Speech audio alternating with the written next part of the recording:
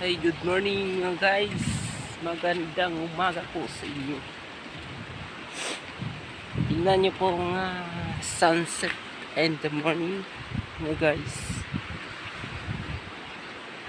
Good morning sa lahat ng aking mga taga-follows or aking mga taga-subscriber.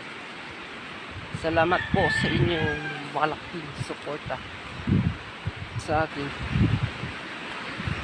channel o sa aking Facebook account. Maraming salamat po sa inyo. Hello. Shout out sa tanan na aking supporter. Shout out po sa inyo. Salamat na maraming salamat. Ako ngayon exercise umaga dito sa tabi ng ating karagatan. Tignan niyo pong sunset namin dito. Sunset and the morning. Tignan niyo po mga guys.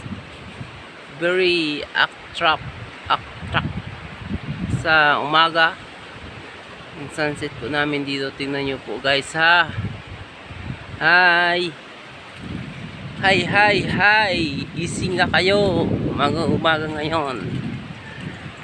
Gising na po kayo para maglakad-lakad ba yung katawan ay di masyadong matamlay at makuha yung matanggal ang iyong panakit sa katawan. Mag-exercise at yung missing na maglakad-lakad dito sa karagatan or sa mga park nyo dyan. Good morning sa inyong lahat. Ito po guys, pasyal po ako ngayon dito sa tabi ng dagat or nag-exercise o naglakad-lakad, di ba? Ang the best kapag kayo ay naka-exercise araw-araw sa umaga.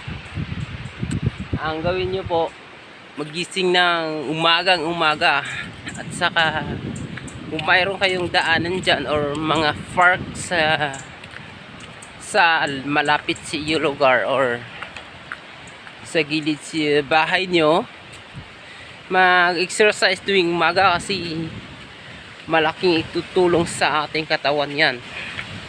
Di lang laging trabaho na trabaho kasi ngayon Sunday, oras sa ating pagpahinga sa ating katawan. Yes, di mo na kayo, wag lang trabaho lagi. Kasi kung trabaho lang lagi guys, tingnan nyo po, di ka makaka-relax yung katawan, di makaka-relax yung pangisipan, di talaga makaka-relax yung pag-iisip. So kailangan talaga relax time, bonding family, relax time, punta sa mga pasyalan para maka-relax yung pangisipan, dila yung trabaho lahat. O nga kahit marami kami trabaho pero binabanding ko yung sarili ko at sa mga pamilya ko para yung katawan natin or isipan natin relax. Ay, magandang umaga po sa lahat ha dyan. Gising na kayo at panoorin nyo ang aking videos ngayon. Huwag nyo pong kalimutan ang aking channel na siyempre to be subscribe naman please mga subscriber ko. So dito po ako ngayon akala nyo sa syudad to. Dito po ako sa probinsya ng Masbate. Ito po yung view ng Masbate po guys. So yan,